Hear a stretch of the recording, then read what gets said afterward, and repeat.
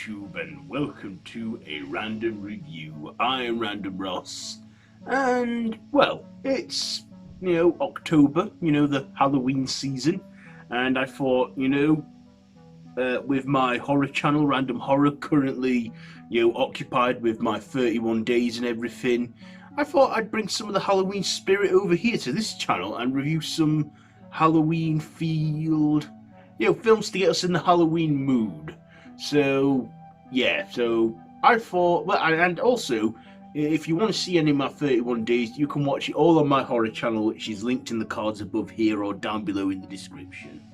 Okay, so on with this review. So you probably know by now, but today I am reviewing Vampires Vs The Bronx. So this is a comedy horror directed by Oz Rodriguez and written and directed by Oz Rodriguez, starring Jaden Michael, Jared W. Jones III, George Diaz IV, and Coco Jones. So this is well, I've already told you what the genre is. So this dropped on Netflix recently on October 2nd, and I thought, okay, this looks like a laugh, and I thought I'd watch it, as I've got nothing else to do with myself. So I watched it, and I thought it was quite good. What it is that there's these kids that live in the Bronx, New York, which is a rundown, rough area in the city, and these new people move in that work in real estate, and they turn out to be vampires, and they think the Bronx is a great feeding place where they can do all their terrible things, where people won't notice anyone missing. So I've given you the plot, so I don't want to tell anymore, because this is still a fairly new film, and I want to keep it spoiler free. So, likes and dislikes. First of all, I liked the vampires in this. Now, the vampires in this had the fangs, but they also had like the foreheads, kind of reminded me of Buffy the Vampire Slayer vampires and Lost Boys. And I thought, okay, yeah, I like that. That's what I like to see in a vampire. Yeah, I mean, the fangs and the eyes, are good enough for me. But hey, they go in the extra mile with this. So I like the makeup work they used on the vampires, and some of the effects as well. I thought that was great. I really liked this one. I thought it was, suspenseful and comedic and dark, and I very much enjoyed that in a film. I do like that in a comedy horror film. And I even like the actors they had as the kids. They were both, the kids in it were comedic and funny, and, you just rooted for them. And one of them was a geek and knew his vampires and knew every strength and weakness from them, so, yeah.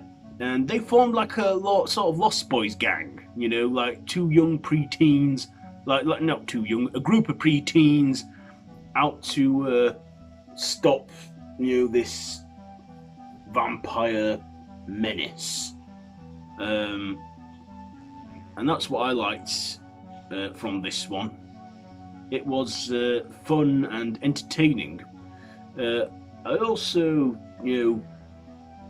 I also like the cinematography and the visuals done in this as well.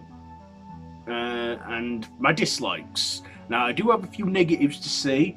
First of all, the pacing. Now, this film was about an hour and a half long, and when we saw the first vampire, I thought, okay, now it's getting going.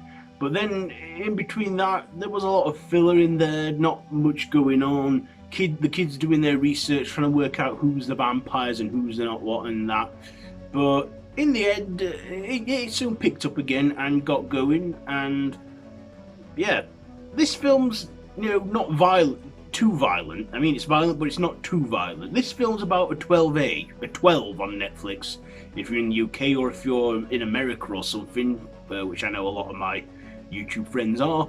It's a PG-13, so yeah, kids can watch this. A certain group of kids, a certain age group of kids can watch this. Obviously, with it being a 12, kids under 12 have to be like an adult or something. But yeah, this is still an okay film. It's not too gory, it's not too violent, the language is very tame.